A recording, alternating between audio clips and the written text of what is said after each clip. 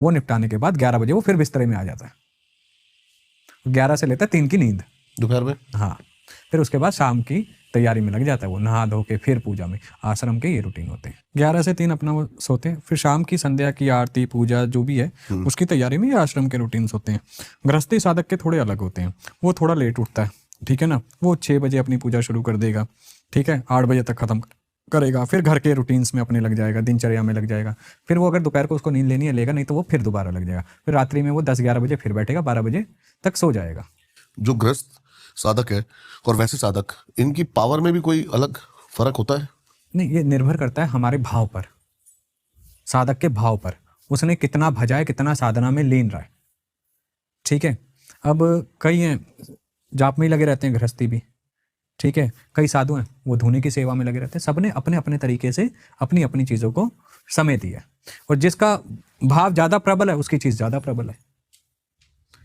लेकिन गृहस्थियों के लिए और वैसे भी जो साधना में आना चाहते हैं, उन्हें इस चीज़ का भी ज्ञान होना चाहिए कि हर एक माला का जाप में महत्व अलग होता है। स्फटिक की माला से आप देवी का जाप कर सकते हो, रुद्राक्ष की माला पे आप भैरव का, शिव का जाप कर सकते हो। स्फटिक मतलब, जहां तक मुझे पता है, शंकर जी का स्वयं, हाँ, शिवलिंग भी आता है स्फटिक का। हाँ, स्फटिक पे आप देवी का जाप करो, बहुत अच्छा होता है। रुद्राक्ष पे आप महादेव का, भैरव का, कपाल रुद्र का, है ना, आनंद नटराज का, इनका जाप करो, ठीक है। कमल गट्टे पे आप लक्ष्मी मैया का जाप करो, हल्दी पे आप गणेश जी का जाप करो, बगलामुखी माई का। तो हर एक माला का भी अपना महत्व है, अलग प्रभाव है। लोगों को इसका ज्ञान नहीं है, वो रुद्राक्ष पे ही सारे जाप कर देते हैं। अब विष्णु जी का रुद्राक्ष पे जाप नहीं होता है ना, उनका तुलसी पे होता है। कृष्ण जी का रुद्राक्ष पे जाप नहीं होता है, तुलसी पे होता है। ओके, है ना, तो ये चीज समझनी बहुत जरूरी है, ठीक है। फिर आसन कौन सा ले रहे हो, वस्त्र कौन से पहन रहे हो, ठीक है। सरस्वती देवी की पूजा कर रहे हो तो आपको वस्त्र भी सफेद होने चाहिए, आसन भी सफेद होना चाहिए, है ना, जो नियम है। देवी का अगर आप देवी काली का कर रहे हो, लक्ष्मी कर रहे हो, लाल वस्त्र धारण करो, लाल आसन रखो। आसन में भी अच्छा कई प्रकार के आसन होते हैं और हर आसन का अलग महत्व होता है।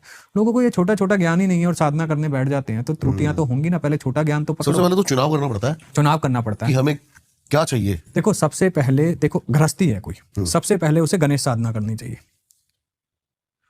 पहले तो उसे क्या होना चाहिए, गृहस्थी को एक अच्छे गुरु देख के धारण करनी चाहिए, गुरुमुखी हो गया। फिर गुरु मंत्र का 1.25 लाख मंत्र का अनुष्ठान करना चाहिए।